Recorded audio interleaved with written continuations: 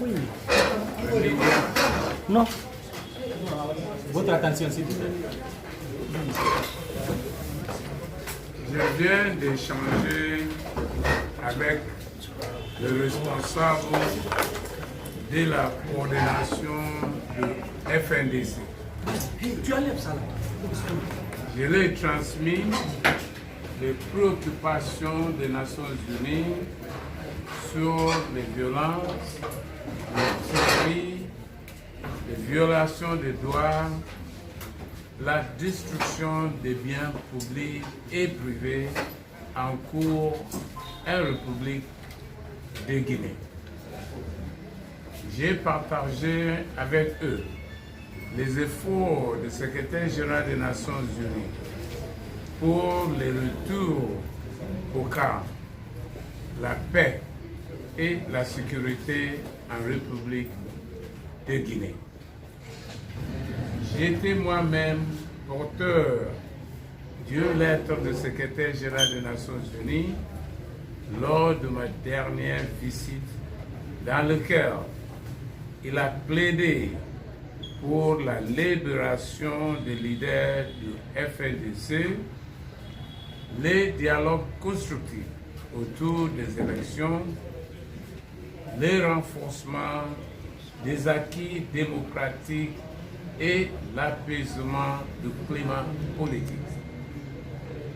J'ai par ailleurs fait observer qu'au regard de la situation de notre sous-région, notamment dans le Mano River, où la paix est encore fragile, on ne peut pas se permettre une crise en République de Guinée.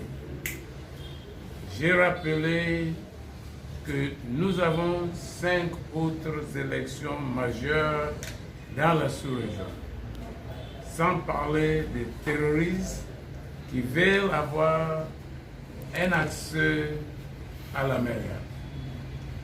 J'ai invité les FNDC à s'abstenir de tout acte de violence dans leurs activités. J'ai par ailleurs recueilli les lectures de la situation ainsi que les propositions de sortie de crise.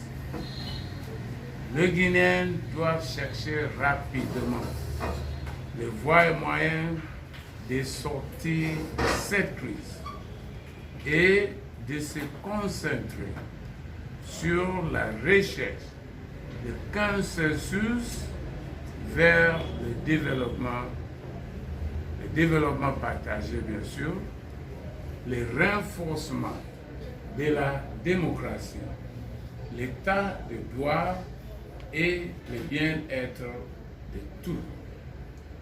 Les Nations Unies et la communauté internationale réaffirment toute leur disponibilité à accompagner la République de Guinée dans cette voie. Et je vous remercie. On enchaîne avec. S'il vous plaît, on enchaîne directement avec le coordinateur.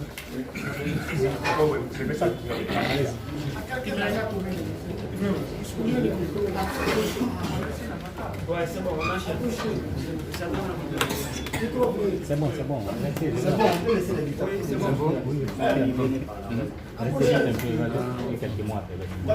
C'est bon. C'est bon. Comme vous le savez, nous avons été très honorés par